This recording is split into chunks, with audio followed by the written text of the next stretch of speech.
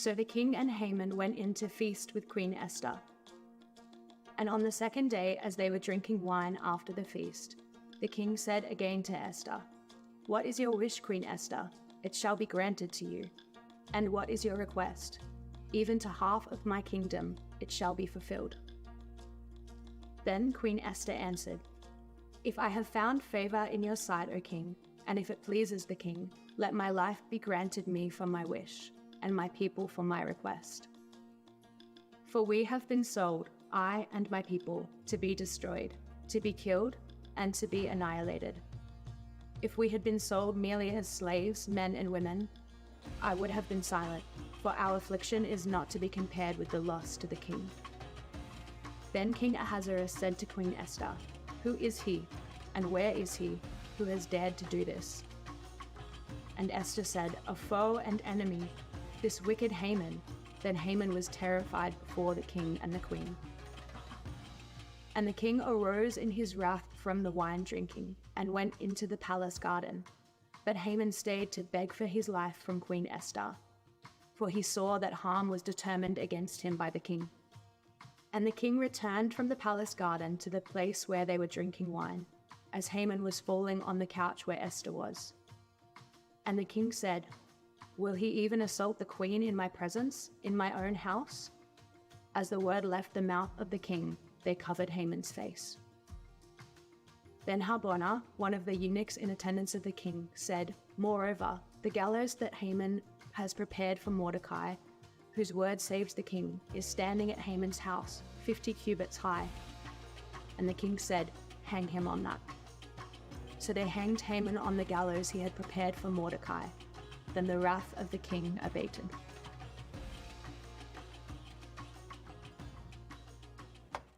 This is the word of the Lord. Well, good morning, City on a Hill. It is great to see you. If I haven't had a chance to meet you yet, my name is Brenton. I'm one of the discipleship ministers here. And wow, what a start to the service we've had so far. Praising God in our song, an incredible prayer. Thank you, Mercy. Just seeing our interns being commissioned. God is at work. And in the book of Esther, we have come a long way. The name of God is not mentioned, but the work of God is front and center. And we are coming today to chapter 7 at an incredibly pivotal moment of this story. It's been a story of courage and conniving, perseverance, pain, daring and deceit. I mean, with these themes, the narrator has really kind of kept us on edge. But today we're hitting a really important moment. And so if you have a Bible, open it up to Esther chapter 7. Before we get to Esther chapter 7 though, and so that we can feel kind of the full gravity of this moment we're about to see, it's important for us to go back and see how far we've come. So in the first 3 chapters of the book of Esther, we are introduced to the 4 main characters. Let's see if you can remember them. We've got Xerxes, this vicious, power-hungry, and probably alcoholic king who makes hasty decisions to preserve his ruthless rule and power over Persia. And then there's Haman. There. Haman, he's the king's top advisor who is desperate for honor. He's desperate for power. And he's intolerant of anyone who will get in his way. And then we have Mordecai. He is a faithful Jew. He's unafraid of this power. And he's the older cousin and the confidant of the namesake of our book, which is Esther. She's a Jew who has been taken to become Xerxes' queen and wife. So in chapter 2, we see Mordecai uncover this assassination attempt on King Xerxes' life. And it's reported to the palace and written down in the records. And soon after, Haman sees Mordecai at the king's gate. But Mordecai refuses to bow before the king's top advisor. Now, this is due to a long-running animosity between Haman's people, the Amalekites, and Mordecai's people, the Jews. And Haman's fury for Mordecai is almost unparalleled. You see, in chapter 3, Haman vows not only to have Mordecai executed, but all the Jews in the Persian kingdom. Haman persuades the king with 10,000 talents of silver. Now that's about 340,000 kilograms of silver, about $500 million in today's money. And he convinces him to write this law, giving him and giving the people of Persia permission to annihilate the Jews from their kingdom. In chapter 4, Mordecai learns of this plot, and he hurriedly takes this news to Queen Esther. She has an impossible decision to make. It was against the law for Esther to enter the king's court without his permission. So, will she risk her life to tell the king who she is and how this evil plot will be a threat to her life? Will she use this position of power to thwart Haman's evil plan? As she and Mordecai are discussing what to do, we get one of the most quotable passages in the book of Esther. Mordecai says to Esther, "Who knows whether you have not come to the kingdom for such a time as this?" And Esther's response, "I will go to the king, though it's against the law, and if I perish, I perish." So Esther enters the king's court. The king sees Esther and asks her to come forward, an incredible moment. The king gives her great favor. He asks Esther, "What is your request? It shall be given to you, even up to half my kingdom." Now, at this point, you might expect Esther to kind of unload her request, to kind of reveal this evil plot against the Jewish people. But Esther's a bit more savvy than this.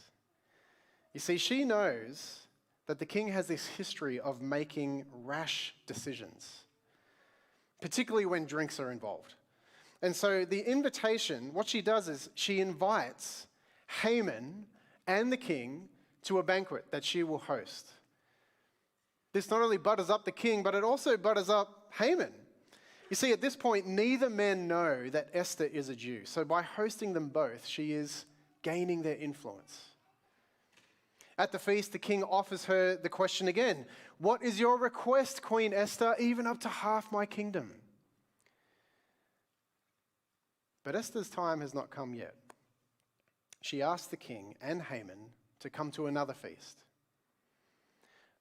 further appealing to his stomach, and promises to reveal her request there. Now, it's important to say at this point, we're in chapter 5. Haman, the king's advisor, is on top of the world. He's been invited to these banquets. He's been given the ability to make laws at the king's request. He's risen to the ranks, risen to the highest ranks in the kingdom. So Haman is just feeling on top of the world. And yet, his detest of Mordecai is continuing to build within him. He sees him out on a walk and he can't let go of the fact that Mordecai won't bow before him. And so as he's talking with his friends and telling him, "Hey, Mordecai won't do this," they decide that they should hang a gallows 23 meters high to hang Mordecai on. He's incredibly proud of what he's done, and he's very happy with himself. And then there's chapter 6. We see that the story takes a little bit of a turn for Haman. You see, on the same night that Haman is setting up these gallows, the king is having a restless sleep. He asks the guards to bring him the book of the stories of the kingdom and to read them to him.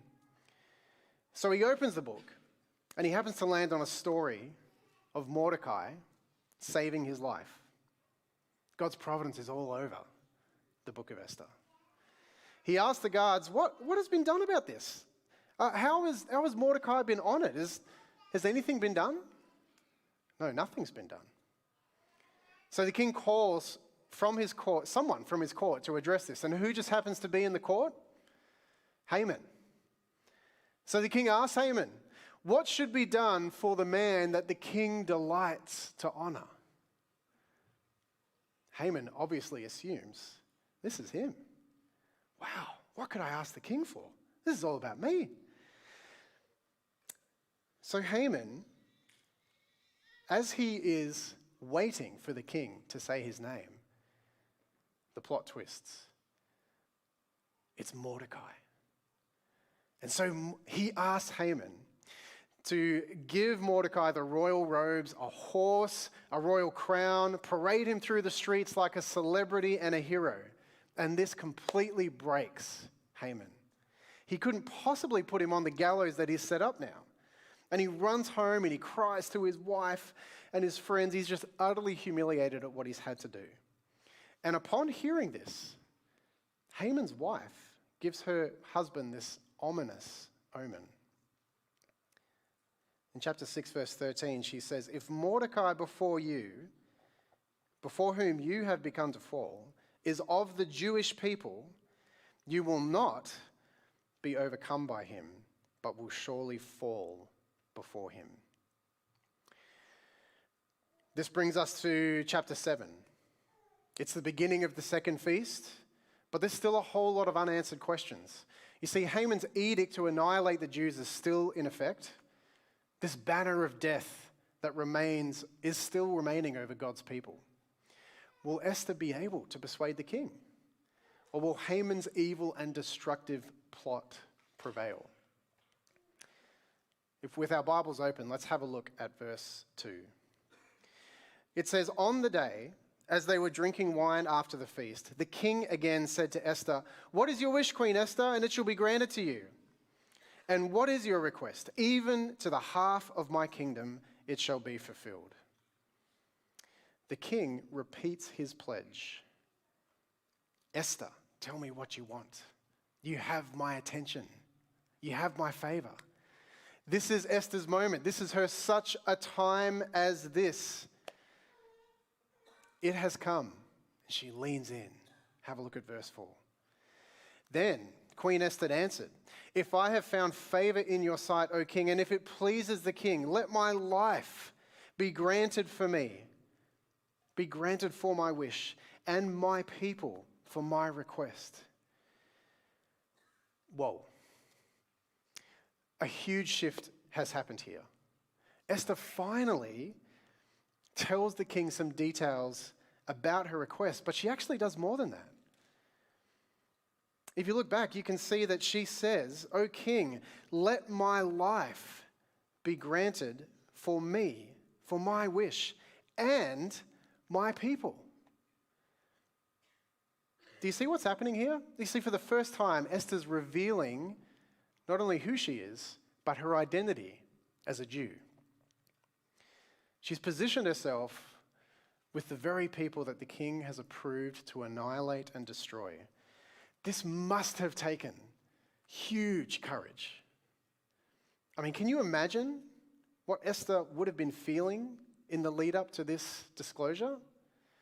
I don't know if any of you have maybe felt something not as crazy as Esther's situation, but have felt that feeling of opening up about your faith to someone, not knowing what they will say.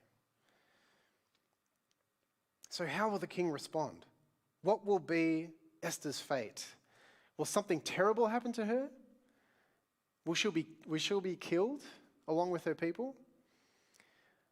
Or perhaps God might be using Esther for such a time as this. Have a look at chapter 7, verse 4.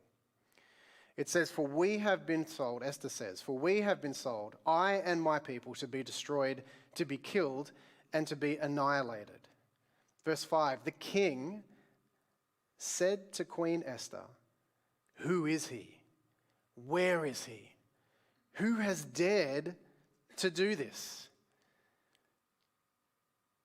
The king wants to know, where has this evil plot come from? And Esther doesn't miss a beat. Have a look at verse 6. Esther said, "A foe, an enemy, this wicked Haman." Then Haman was terrified before the king and the queen. With 7 words, Esther has effectively given Haman a death sentence. Now, do you remember how we've mentioned several times in this series, we've talked about the Purim festival. It's this festival where it's a Jewish festival every year where the book of Esther is read, and like we've already done today, when the name of Haman was said, we booed, right? Yeah, and when the heroes' names were mentioned, we cheered. Guy Mason, yay. That's awesome. Now, I've never been to a Purim festival before, but I can imagine that when this passage is read, when Esther says this wicked Haman, the boos that would normally come for Haman's name has probably turned to this incredible celebration, right? Because Haman has been outed. Esther's bravery has begun the process of her people's restoration. She's taken a huge risk, but she's grasped this time, this moment. And although nothing's happened yet, we can tell that this is the beginning of the end of Haman. He doesn't offer a rebuttal, but instead he is terrified. Now, in order for us to see the full extent of what happens next, at the end of this chapter, we need to dive a little deeper into what Esther has just said. And I'm just going to give you a bit of a warning. Some of these points I'm about to make are a little depressing.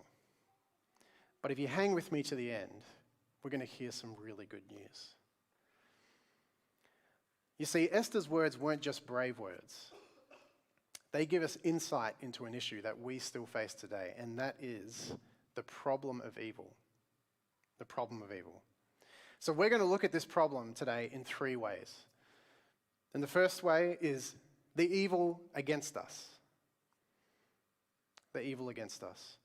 So you'll notice that when Esther exposes Haman, the first words that she uses, she says, a foe and an enemy.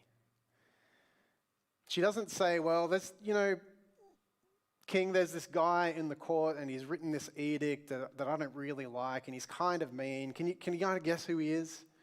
No, she doesn't say that. She comes out of the gate naming the true nature of the problem. There isn't an unlikable or mean person in the king's court. There's a foe, an enemy. So one of the main aims of reading the book of Esther at the festival of Purim is to remind the Jewish people of God's providence in the face of evil and genocide. And even though probably most of us in this room wouldn't identify as Jewish, and most of us are not facing the threat of physical or cultural genocide, no matter who you are, you can identify with the root issue that's underneath this story. And that is that in this world, wherever there is humanity, there is evil. Albert Einstein once said that evil is the real problem in the hearts and minds of men. It is not a problem of physics, but of ethics. It is easier to denature plutonium than to denature the evil spirit of man.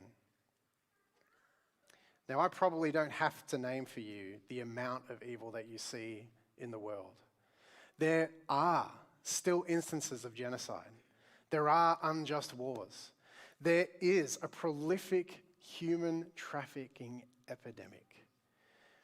Closer to home, we see things like family and domestic violence, the pornography industry, limitless access to gambling, nationalistic bigotry, spiritually abusive cults.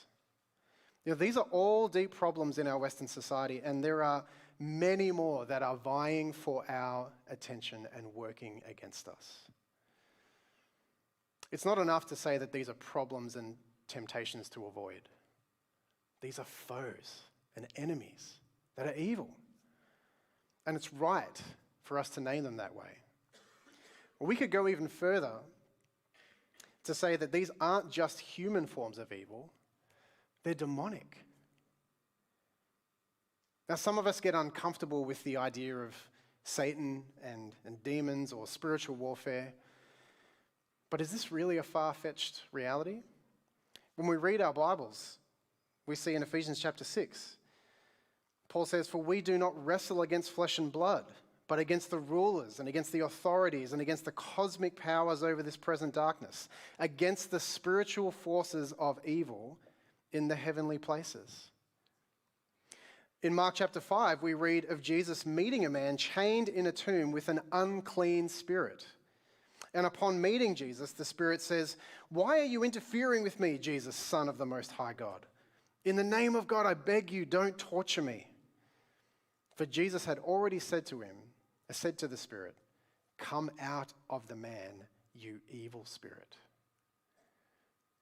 Jesus not only claimed that they were evil forces of the supernatural world, but, and this is super important, he demonstrated power over them.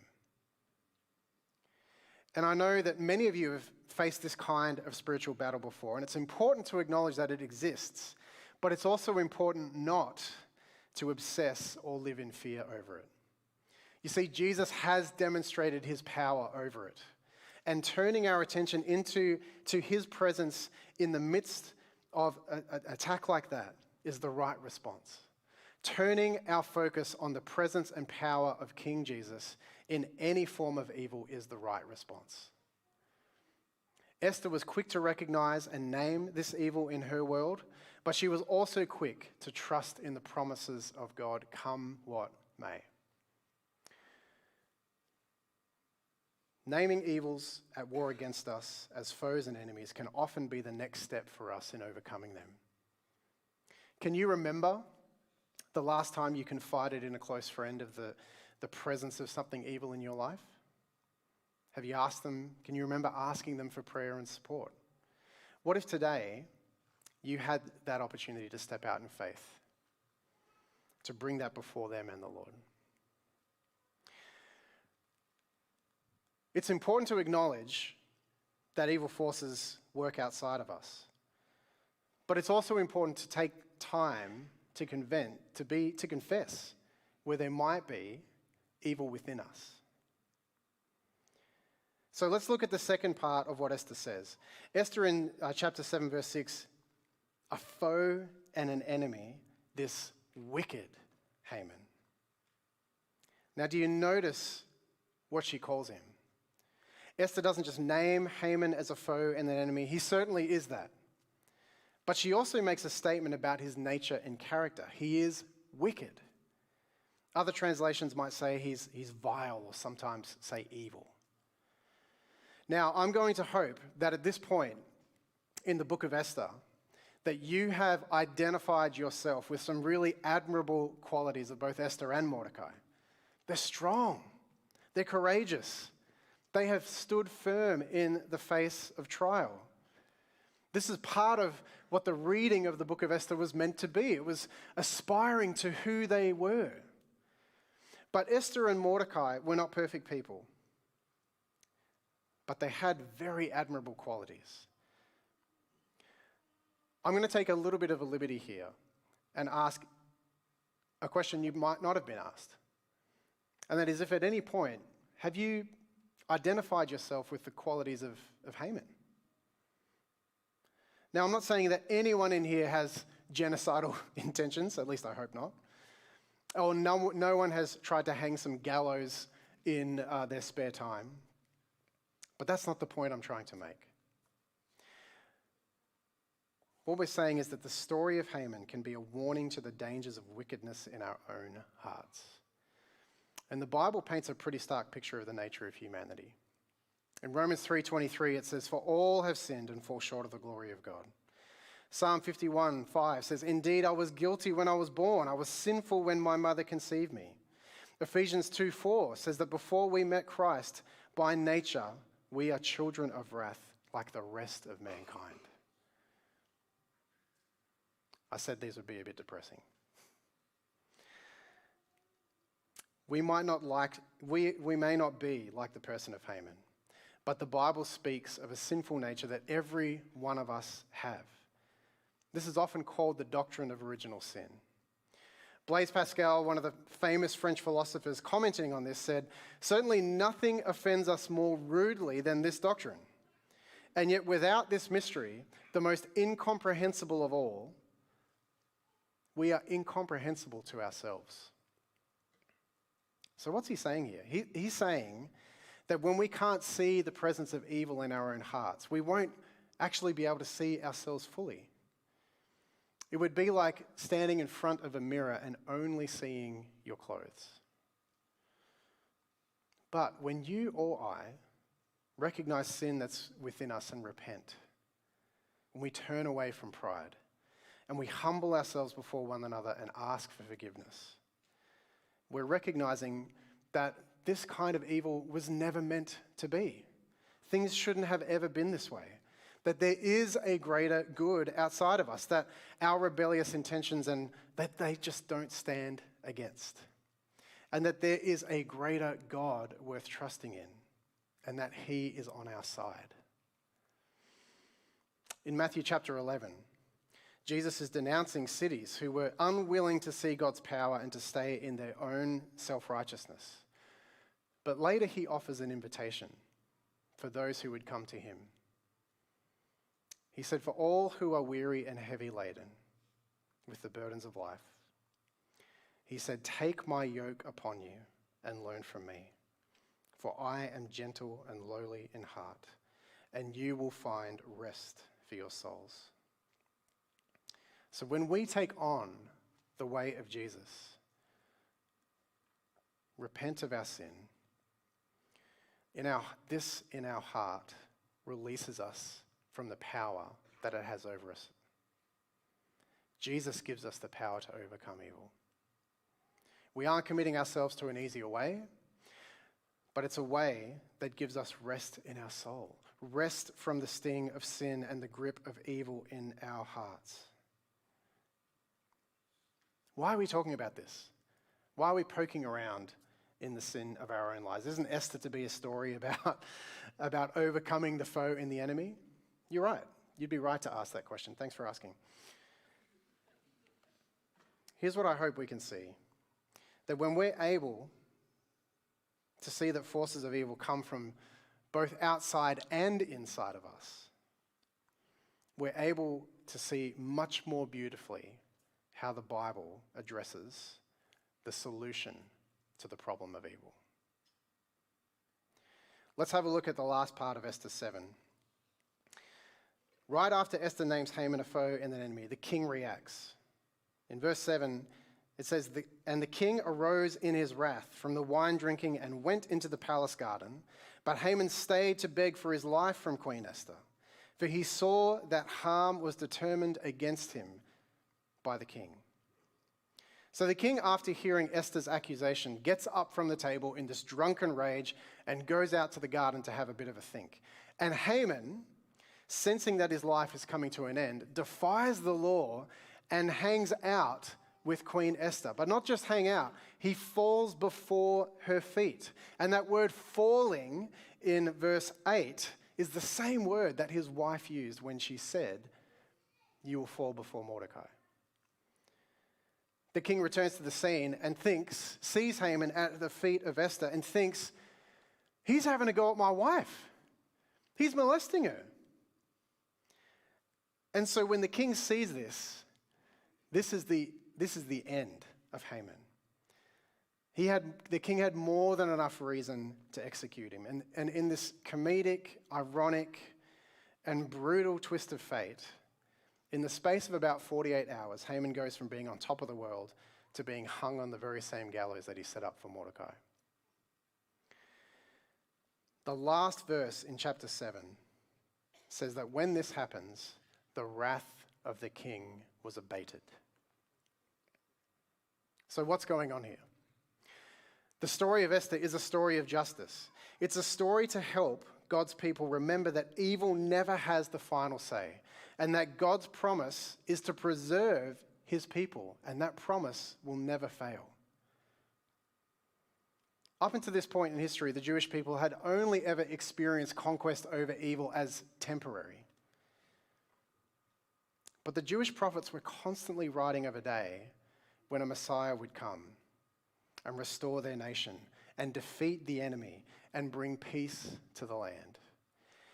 And about 400 years after Esther, a man would be born who would identify himself with the Messiah. He didn't come as a military king to defeat a nation, but as a suffering servant. He didn't come to solve the problem of a persecuted people, but he did promise to solve the problem of evil. And in the book of Esther, we see an evil man hung on a gallows to satisfy the wrath of a reckless king. But the good news of the gospel is that we get a perfect man hung on a cross to satisfy the wrath that we deserve for the sin in our own hearts and to bring eternal justice to evil in the world. When you and I put our trust in Jesus, the evil in the world we face today, although it may linger, it will never have the final say. Jesus had the final say on the cross. It was evil that put him there, but his promise over justice over evil was also won there. So when we get the gospel, we are given access to Jesus' power over sin and evil today. We're given the responsibility to work for justice in this world and point out where we see evil. We're given the freedom to confess our sin, knowing that it will have no power over us when we bring it to Jesus. So as the band comes up, I want to share a couple of takeaways that I think we can have from this chapter of Esther, and I hope that it would fuel our prayers and give us hope. And here's the first one. In the face of evil, Esther had help. Esther did not go on this journey alone. God was with her, but so was Mordecai. And even in chapter 4, we see that she had all the Jews of Susa and her young women fasting and praying on her behalf. If we're facing evil from outside of us, we run to Jesus, but we don't do it alone. Talk to a trusted friend. Invite people to pray. Get outside support. We've brought up some difficult topics today, and I want to encourage you that there is support out there for you. There's things like 1-800-RESPECT. There's places where you can call to get help with a gambling or pornography addiction. It's available to you. We can get help. The second takeaway is that unlike Haman, we have to see the wickedness in our own heart. Confessing sin to one another can be scary, but it's incredibly liberating. And this church is a safe place to confess your sin. We have a prayer team who's going to be up front in a little bit who are going to be willing to pray for you, and they aren't going to hold any judgment.